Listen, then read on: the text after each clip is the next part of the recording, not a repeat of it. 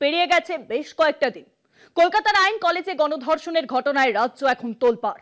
বিরোধীরা ঝাঁপিয়ে পড়েছে সরকারের উপর। বিজেপির ফ্যাক্ট ফাইন্ডিং টিম চলে এসেছে সবকিছু খতিয়ে দেখতে।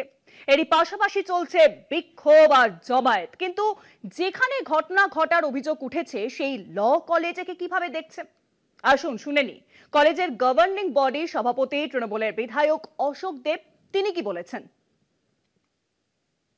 যারা অন্যায় করেছে, যা অসভ্য কাজ করেছে তাদের শাস্তি হোক, কড়া শাস্তি হোক, এবং প্রশাসনকে তদন্তের ক্ষেত্রে আমরা সাহায্য করব।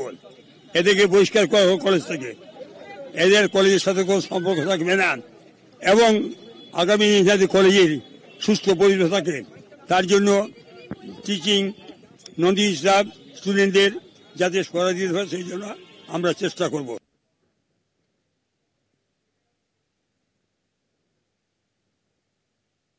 আমরা শুনলাম বিধায়ক অশোক দেব তিনি কি বলেছেন।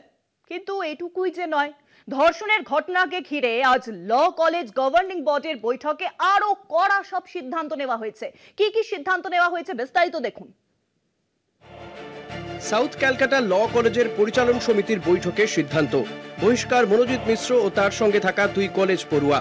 কলেজের তরফে দোষীদের দৃষ্টান্তমূলক শাস্তির দাবি। পরিবার চাইলে নির্যাতিতা চিকিৎসা খরচ বহন করবে কলেজ। প্রয়োজন বুঝে টেন্ডার ডেকে বসবে সিসিটিভি। বহিরাগতদের প্রবেশ সম্পূর্ণ নিষিদ্ধ। পরিস্থিতি গুরুত্ব বিচার করে কলেজে পঠন পাঠন আপাতত বন্ধ, তবে খোলা থাকবে অফিস। পুরুষের পাশাপাশি থাকবে মহিলা সিকিউরিটি গার্ড।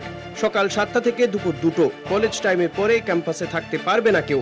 সিসিটিভি ক্যামেরা দায়িত্বে থাকা এজেন্সিকে শোকজ।